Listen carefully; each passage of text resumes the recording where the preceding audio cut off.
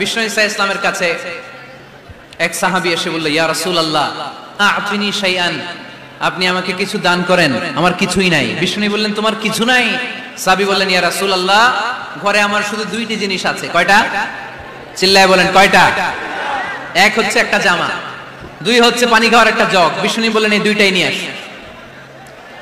বিশ্বনবীর কথা শুনে ওই সাহাবী ঘর থেকে জামা নিয়ে আসলেন, পানি খাওয়ার জগ নিয়ে আসলেন। বিশ্বনবী সাল্লাল্লাহু আলাইহি ওয়াসাল্লাম ওনার মুবারক হাত দিয়ে এক হাতে জামা ধরে আরেক হাতে পানির জগটা ধরে সাহাবীদের দিকে উদ্দেশ্য করে বললেন, মাইয়াশতারি হাদাইন, এই দুইটা জিনিস কেনার মতো কে কে আছে দেখি। কয়েকজন হাত তুললো। বিশ্বনবী বললেন, কত দিয়ে কিনবা? এক সাহাবী বলে, ইন্নী আশতারিহিমা বিদিরহাম, ও নবী যদিও এগুলো আমার দরকার নাই, কিন্তু আপনি যেহেতু নিলামে ডাক তুলেছেন, ইয়া রাসূলুল্লাহ ইয়া হাবিবাল্লাহ, আপনার সম্মানে আমি 1 দিরহাম দিয়ে দুইটা জিনিস কিনে নেব। 1 দিরহাম, একটা জামা, একটা পানি খাওয়ার জগ, দাম কত? 1 দিরহাম। বিশ্বনবী বললেন, না না, 1 দিরহাম তো অনেক কম হয়ে যায়, মাইয়াজিদু আলা যালিক, এর চেয়ে বেশি দামে কে কিনবা?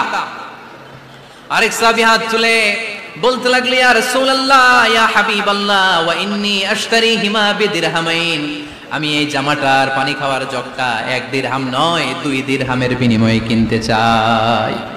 বিষ্ণু ঈসা ইসলাম ওই সাহাবাকে দিয়ে দিলেন।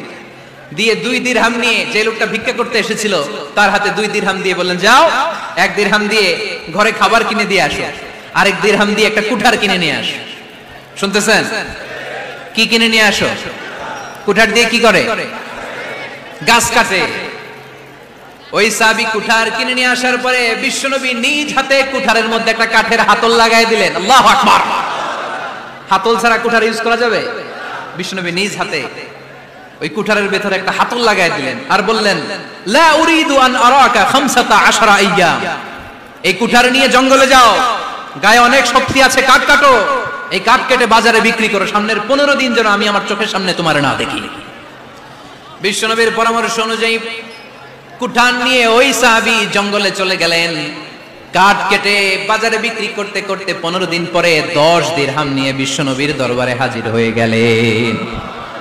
10 দিরহাম নিয়ে বিশ্বনবীর কাছে হাজির হয়ে গেলেন। সাহাবী এসে বলল, ইয়া রাসূলুল্লাহ এখন আর আমার ভিক্ষা করা লাগে না, আমার গায়ে অনেক শক্তি আল্লাহ দিয়েছে, আই এম ভেরি এনার্জেটিক, আপনার দেয়া বরকতের কুঠার দিয়ে আমি কাঠ কেটে কেটে স্বাবলম্বী হতে শুরু করেছি। সুবহানাল্লাহ পড়ে। আমি এখন 10 দিরহামের মালিক। বিশ্বনবী বললেন, লা আইয়াহতাতিবা আহাদুকুম হুজমাতান আলা যাহরিহি খায়রুম মিন আইয়াসআলা শাইআন ফায়ু'তিয়াহু আও ইয়ামনাহু, যাদের গায়ে শক্তি আছে তারা ভিক্ষা না করে কাঠ কেটে পিঠে সেই বোঝা নিয়ে বাজারে বিক্রি করা অনেক ভালো, কারণ কারো কাছে যদি তুমি হাত পাতো সে দিতেও পারে নাও দিতে পারে, আর কষ্ট করলে কষ্ট কোনোদিন বৃথা যায় না। চিল্লায় বলেন ঠিক কিনা? বিষ্ণু ঈসা ইসলামের অনুপ্রেরণা এই সাহাবা অল্প কিছুদিনের ব্যবধানে স্বাবলম্বী হয়ে গেলেন। What is the moral of the story? বিশ্বনবীর এই প্রফেটিক স্টোরি থেকে আমাদের কি শিক্ষা?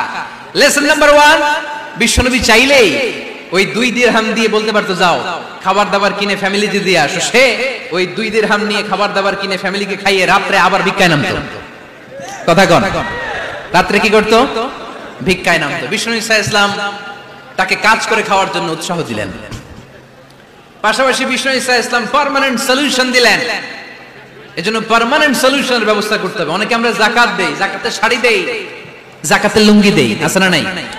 লক্ষ্মীপুরে এরকম দেয় নাকি? কি দেয়? হ্যাঁ, গাড়ি, গাড়ি দেয়, শাড়ি না। যাকাতের শাড়ি, যাকাতের লুঙ্গি বলতে কোনো কথা ইসলামে নাই।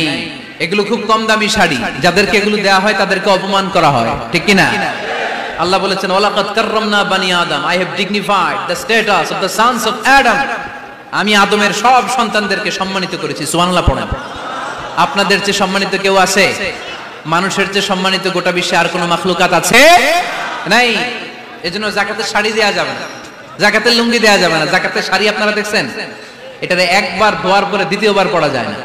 মশারি কি পাতলা, এর চেয়েও পাতলা।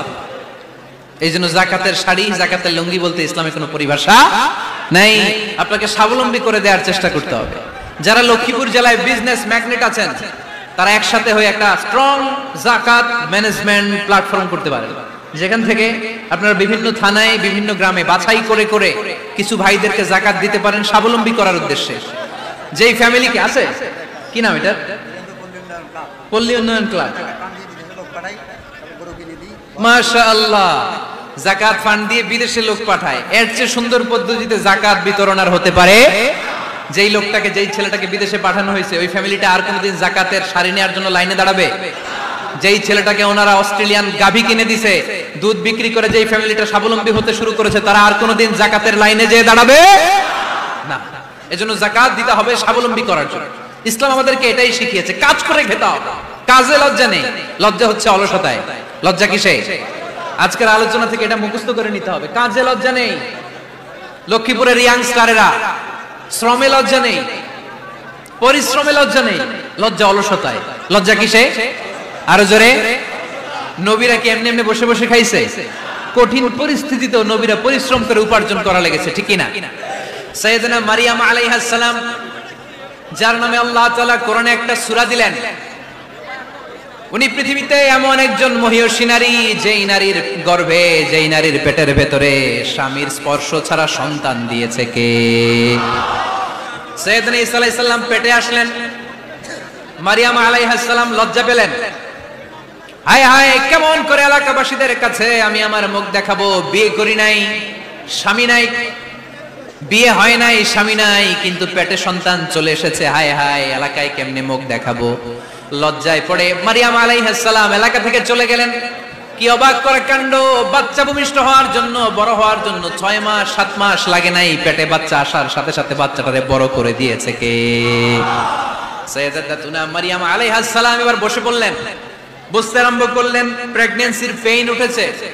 হঠাৎ করে পেট থেকে বাচ্চা ভূমিষ্ঠ হয়ে যাওয়ার পরে উনি কাঁপতে আরম্ভ করলেন। ক্ষুধার চোটে খাবার কিছু নাই, সামনে ঝর্ণা, উপরে একটা খেজুর গাছ।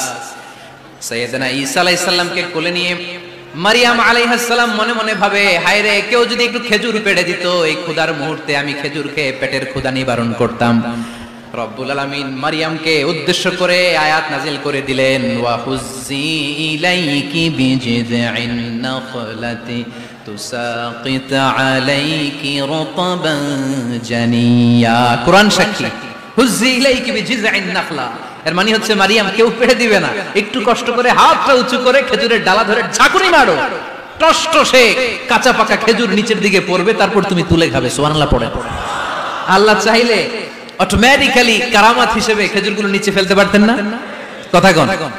খেজুরগুলো অটোমেটিক্যালি নিচের দিকে পড়ছে? পড়ে নাই।